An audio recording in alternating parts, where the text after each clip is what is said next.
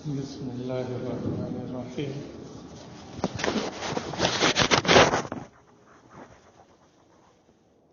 الحمد لله رب العالمين، والصلاة والسلام على سيد الأنبياء والمرسلين وعلى آله وصحبه أجمعين، أما بعد.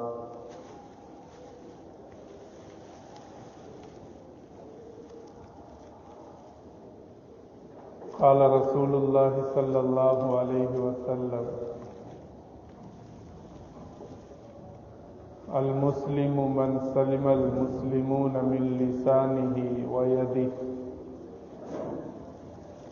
والمهاجر من هجر ما نهى الله عنه، أو كما قال عليه الصلاة والسلام. سبحانك لا علم لنا إلا ما علمتنا. گرامی قدر معزز سامعین کرام، نوجوان ساتھی، گزشتہ جمعے میں یہ بات عرض کی گئی تھی کہ حضرت عمر فاروق رضی اللہ تعالیٰ عنہ کے دور میں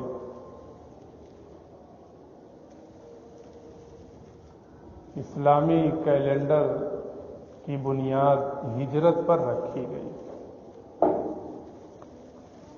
اور اس وقت سے لے کر آج تک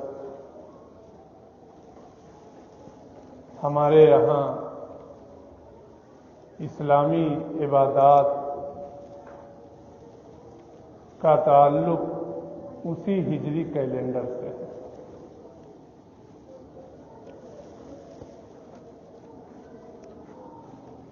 ہجرت کو کیلنڈر کی بنیاد بنانا ہم سب کے لیے ایک بہت بڑا سبق اور بہت بڑا پیغام بھی ہے۔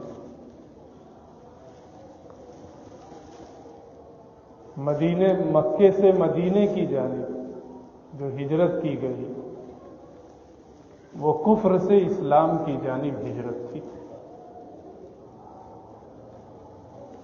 اور اس وقت وہ ہجرت فرض تھی۔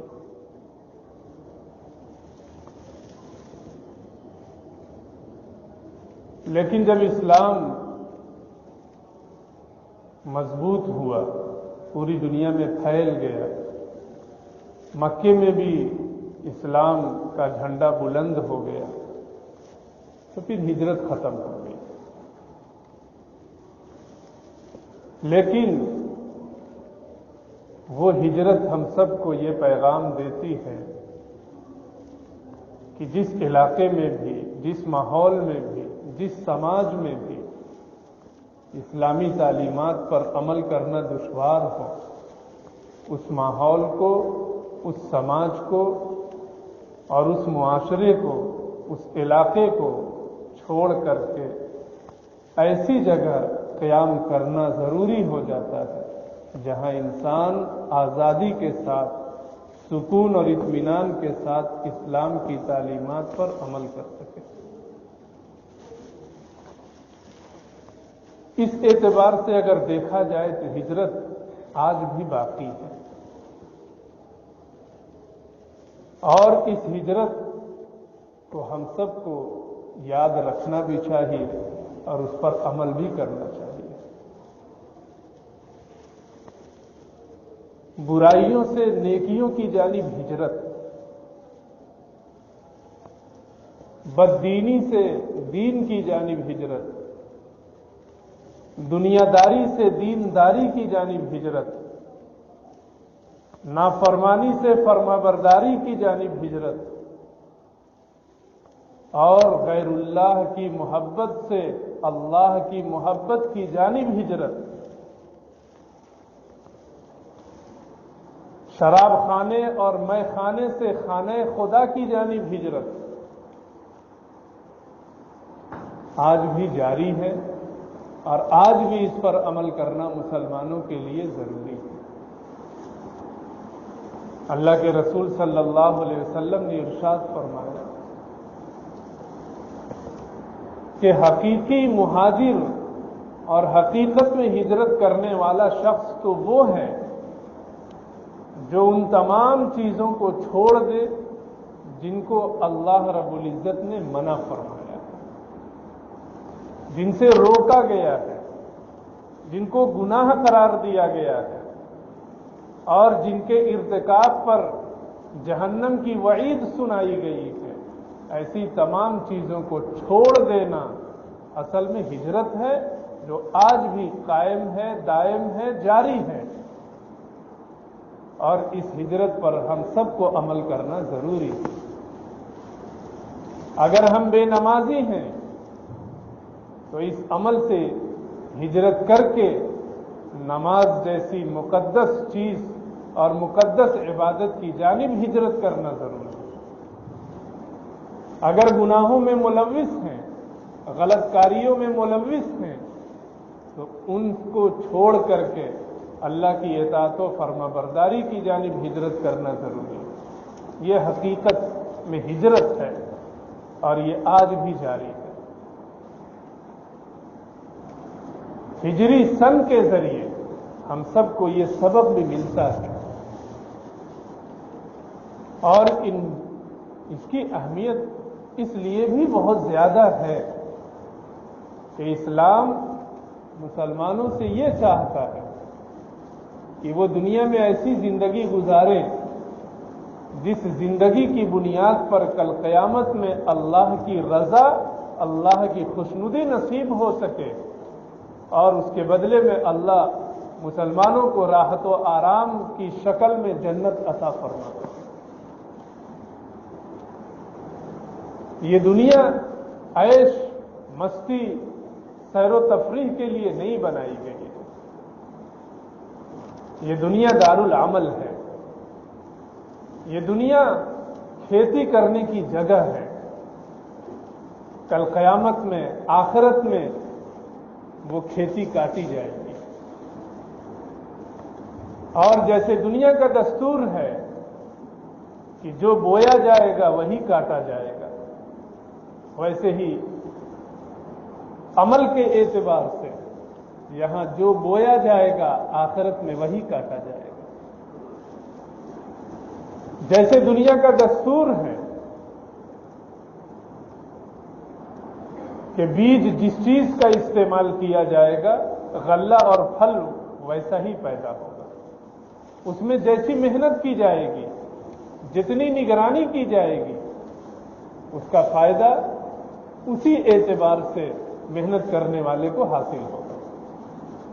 ٹھیک ایسے ہی ہم اپنے عمل کی جس طرح نگرانی کریں گے اور جتنا اچھا کریں گے، کل قیامت میں اسی طرح کا عمل کاٹا جائے گا، اور اسی بنیاد پر جنت اور جہنم کے فیصلے۔ تو گناہوں سے ہجرت کیجیے نیکیوں کی جانب، اللہ کی نافرمانی سے ہجرت کیجیے اللہ کی فرما برداری کی جانب، غیر اللہ کی محبت سے ہجرت کیجیے اللہ کی محبت کی جانب، برائیوں سے اچھائیوں کی جانب، تاریکیوں سے روشنی کی جانب ہجرت کیجیے۔ یہ ہجرت آج بھی جاری ہے اور اس کا دروازہ آج بھی کھلا ہے، اور ان سب میں رسول اللہ صلی اللہ علیہ وسلم کا ارشاد ہم سب کو حرز جاں بنانا چاہیے کہ آپ نے فرمایا مہاجر ہجرت کرنے والا تو وہ ہے جو ان تمام چیزوں سے کنارہ کشی اختیار کر لے، ان تمام چیزوں کو چھوڑ دے جن کو اللہ رب العزت نے منع فرمایا، ان کو چھوڑ دے۔ ان گناہوں کے میل کے ساتھ، برائیوں کے میل کے ساتھ جنت کی زندگی نصیب نہیں ہو سکتی۔ ایک مچھلی جس کی حیات پانی میں رکھی گئی ہے، اگر وہ یہ چاہے کہ ہم پانی کو چھوڑ کر انسانوں کی طرح اور دوسرے جانوروں کی طرح کھلی فضا میں زندگی گزاریں، جہاں چاہیں وہاں جائیں، اور وہ یہ سوچ کر پانی سے باہر آ جائے، تو تھوڑے دن کیا، کچھ لمحات کے بعد اس مچھلی کی جان ختم ہو جائے، کیونکہ اللہ نے اس کے لیے جو ماحول بنایا ہے اس ماحول کو وہ چھوڑ نہیں سکتی۔ جنت کا ایک ماحول ہے، جنت کی ایک فضا ہے، اس ماحول میں اور اس فضا میں رہنے کے لیے وہاں کی صلاحیت کا ہونا ضروری ہے۔ دنیا میں زندگی گزارنے کے لیے آکسیجن کی ضرورت ہے، بغیر اس کے ہم زندگی نہیں گزار سکتے،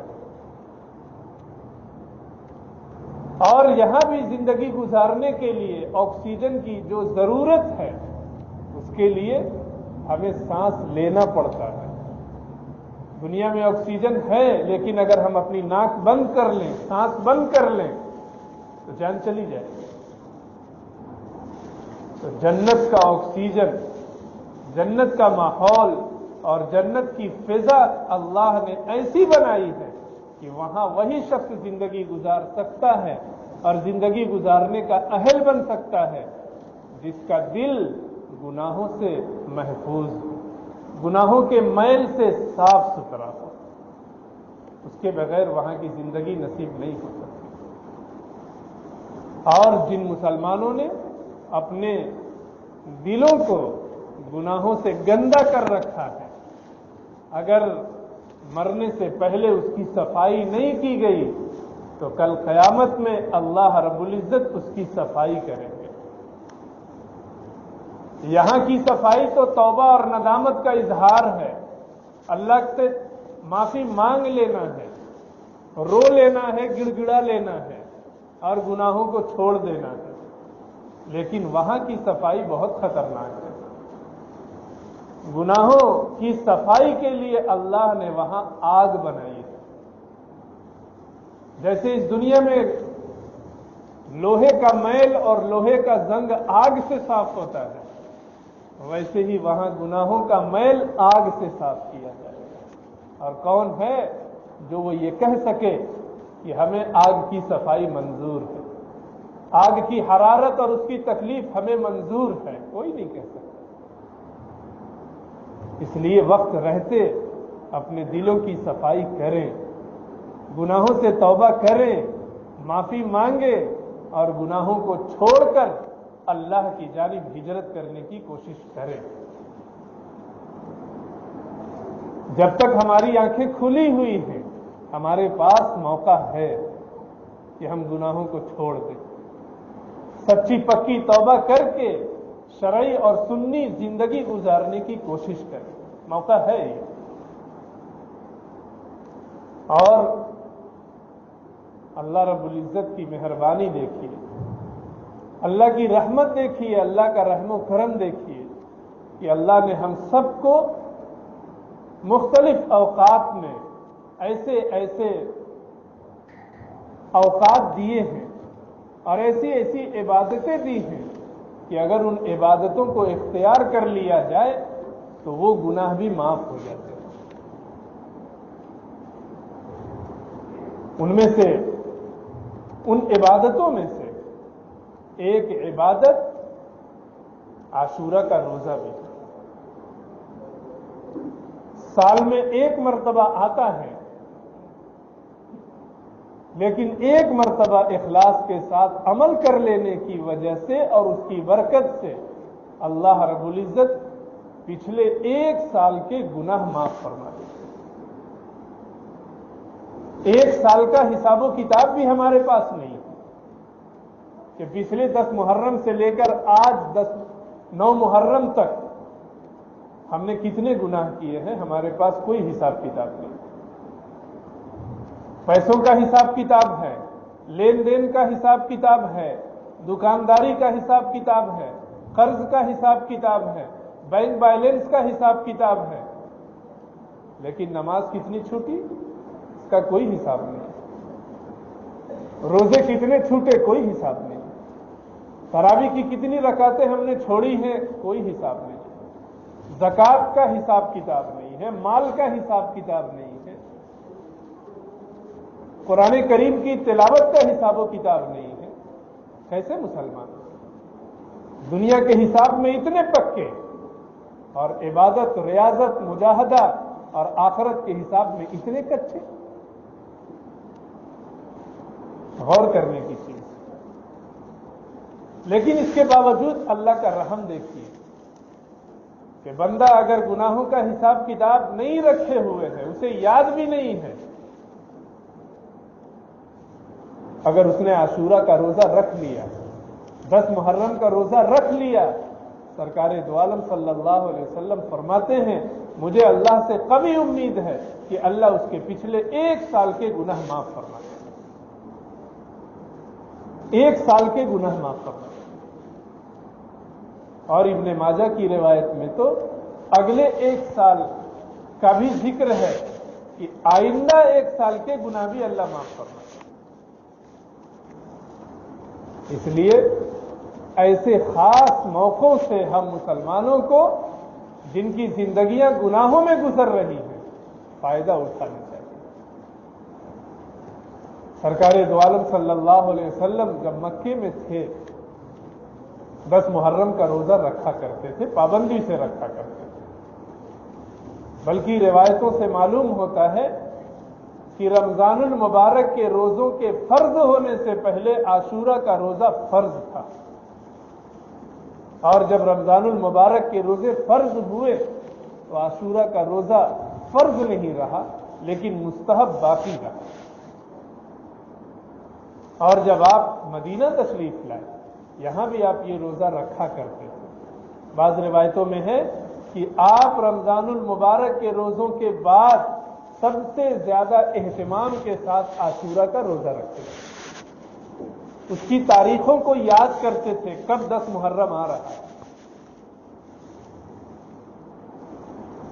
اور جس سال آپ کی وفات ہوئی اس سے پہلے کے محرم الحرام میں آپ صلی اللہ علیہ وسلم کو بتایا گیا کہ یہودی بھی 10 محرم کو روزہ رکھتے ہیں۔ آپ نے ان سے پوچھا بھائی تم کیوں رکھتے ہو؟ انہوں نے کہا کہ 10 محرم کو ہی اللہ رب العزت نے حضرت موسیٰ علیہ السلام کو فرعون سے نجات دی تھی، ہم اس کی یاد میں اور شکرانے میں روزہ رکھتے ہیں۔ آپ صلی اللہ علیہ وسلم نے فرمایا کہ حضرت موسیٰ کو تم سے زیادہ تو ہم مانتے ہیں اور ہم اس روزے کے زیادہ مستحق ہیں۔ پہلے سے بھی روزہ رکھتے تھے اور اہتمام سے اپنے روزہ رکھا، اور یہ بھی فرمایا کہ اگر میں اگلے سال زندہ رہا تو 10 محرم کے ساتھ 9 محرم الحرام کا روزہ بھی رکھوں گا، تاکہ یہودیوں کی مشابہت ختم ہو جائے۔ کوئی یہ نہ سوچے کہ ہم یہودیوں کو دیکھ کر روزہ رکھتے ہیں، بلکہ یہ سمجھا جائے کہ وہ 10 محرم کا رکھتے ہیں اور ہم 9 اور 10 دونوں رکھتے ہیں۔ لیکن زندگی نے وفا نہیں کی اور آپ اس دنیا سے تشریف لے گئے، لیکن آپ نے عزم ظاہر فرمایا تھا۔ اس لیے محدثین اور فقہا فرماتے ہیں کہ سب سے بہتر روزہ محرم الحرام میں یہ ہے کہ آدمی 9 تاریخ کو بھی رکھے، 10 محرم کو بھی رکھے اور 11 کو بھی رکھے۔ اور دوسرے درجے کا روزہ یہ ہے کہ آدمی 9-10 رکھے یا 10-11 رکھے، اور آخری درجے کا یہ ہے کہ صرف 10 محرم کا رکھے، لیکن وہ بھی تیسرے درجے کا ہے۔ ہم ہٹے کٹے ہیں، طاقت والے ہیں، 12 گھنٹہ 13 گھنٹہ اللہ کے لیے بھوک پیاس برداشت کر لینا کوئی مشکل کام نہیں، اور یہ سوچنا کہ اس روزہ کی بدولت اللہ رب العزت پچھلے 1 سال کے گناہ معاف فرما دیں گے۔ اللہ کا کتنا بڑا رحم، کتنا بڑا کرم ہے کہ محنت کم اور مزدوری حد سے زیادہ۔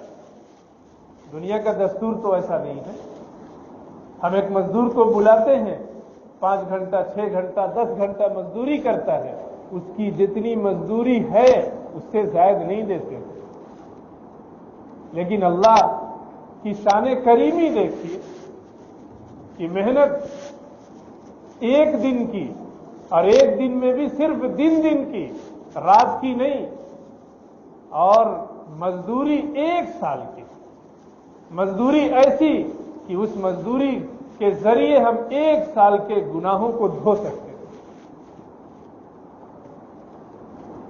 مزدوری وہ جو پیسوں کی شکل میں ہو، اس سے تو دنیا کی ضرورتیں پوری ہوں گی، لیکن وہ مزدوری جو 10 محرم کے روزے کی بدولت اللہ رب العزت روزے دار کو عطا فرمائیں گے، اس مزدوری کی بدولت 1 سال کے گناہ معاف ہو جاتے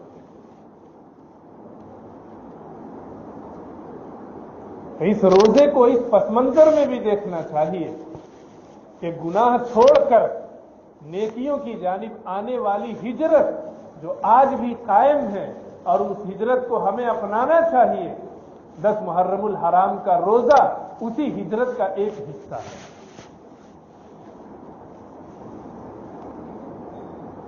اللہ کے رسول صلی اللہ علیہ وسلم پابندی سے رکھا کرتے تھے، اور وہ راویہ حضرت ام حبیبہ رضی اللہ تعالی عنہ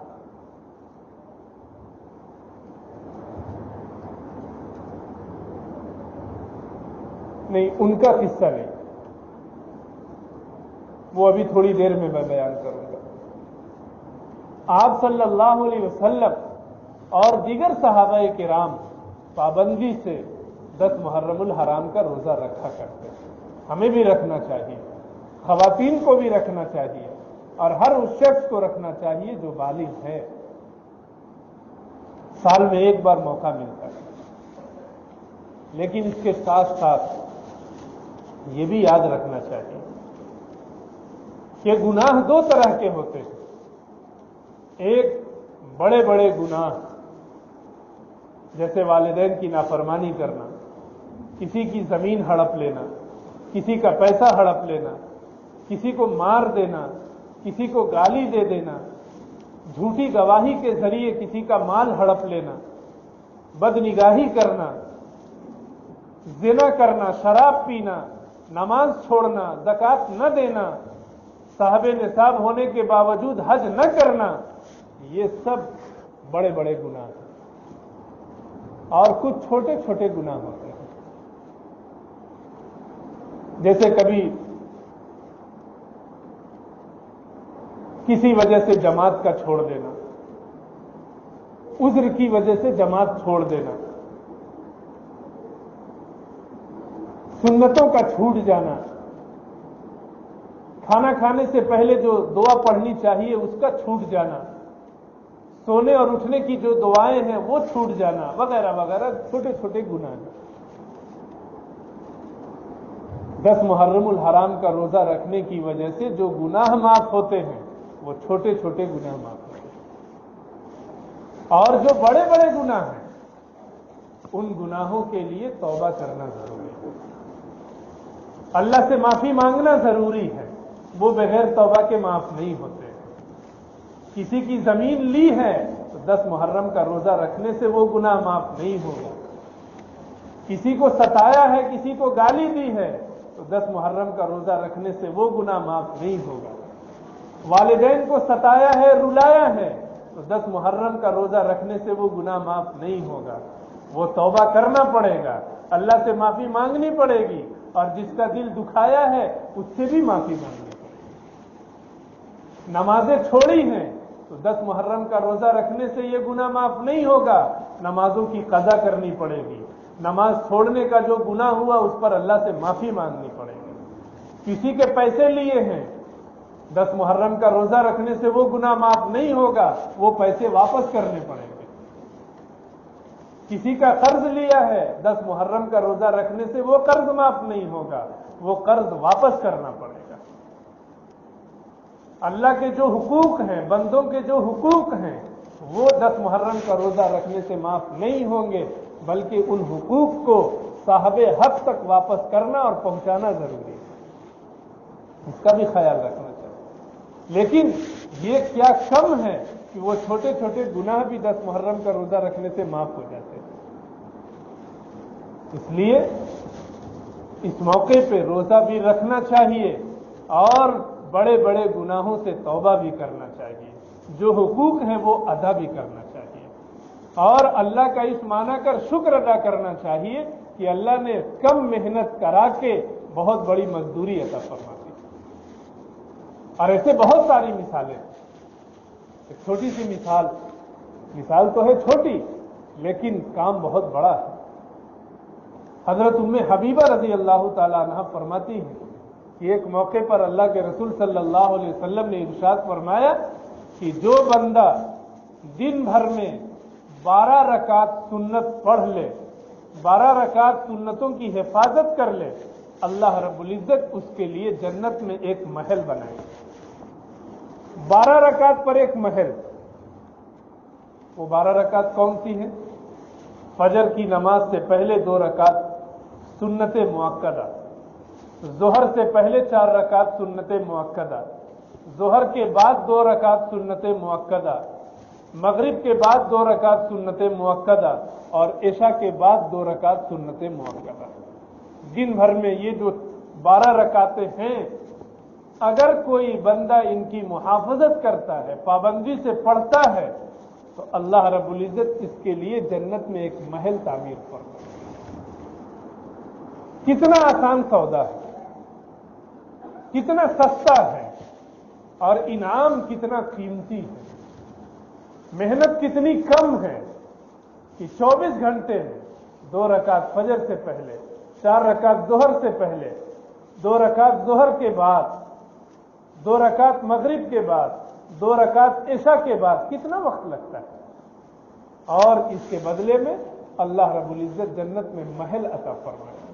دنیا میں ایک جھوپڑی کے لیے کتنی محنت کرنی پڑتی ہے، ایک زمین کے چھوٹے سے ٹکڑے کے لیے زندگی گزر جاتی ہے، ایک اچھا سا گھر بنانے میں زندگی گزر جاتی ہے، اور یہاں دن بھر میں 12 رکعت سنت پڑھ لی جائے، اللہ رب العزت جنت میں ایک محل عطا فرمائیں گے۔